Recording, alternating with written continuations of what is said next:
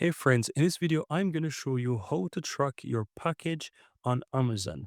And this is super easy to do. All you have to do is simply over account and list on the upper right hand side and click on orders. And you'll be able to see your purchase orders right here. And you want to go ahead and copy the tracking number.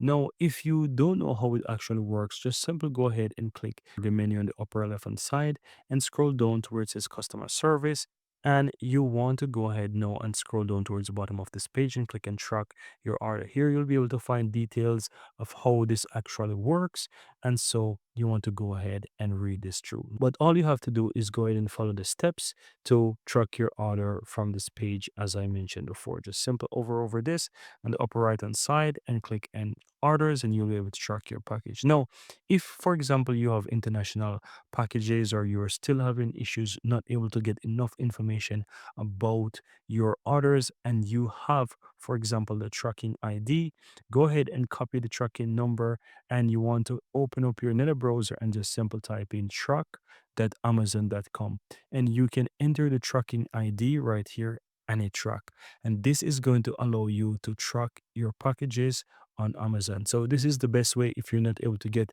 enough valuable information directly from the Amazon website.